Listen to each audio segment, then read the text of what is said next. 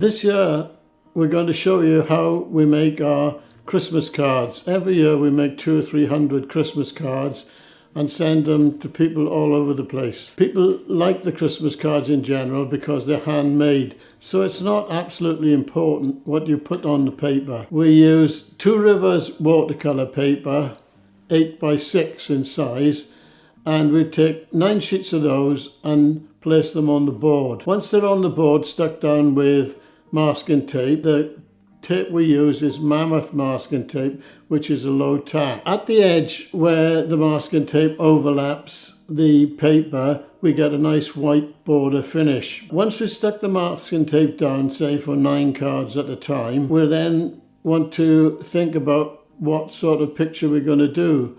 This year we've chosen mountains. We normally choose mountains because snowy mountains are good at Christmas. For that we use a masking tape and we put twists in the tape.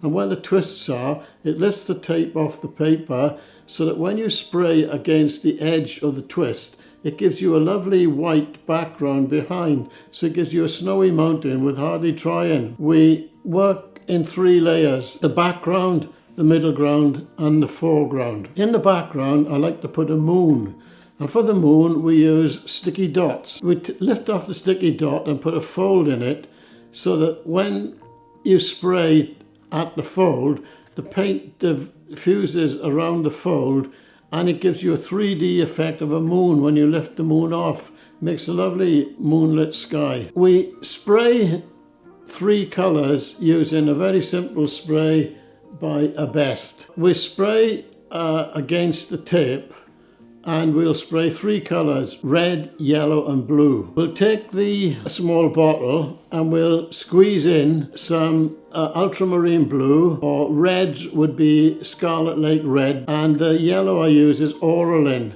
and Orolin brings the whole thing to life. So we'll spray against the tape that's across the paper. Once we've done the blues, we then spray on the reds, and you can virtually see the colours mixing as they land. If you use some tissue, then you can dab in against the clouds, and the tissue will give you, it'll lift the blues or the reds, and it'll give you a lovely coloured set of clouds for the sky. So now we've got the background done, which is normally a moon, some red and yellow, and you'll see a snowy mountain where the ridge of paper for the tape that was twisted and put across was. Then we lift this all off, so now we've got the basic painting with the background done. And for the middle ground, I just normally use a wide brush, say a number 6 or 8 brush, and just drag some pale blue lines across.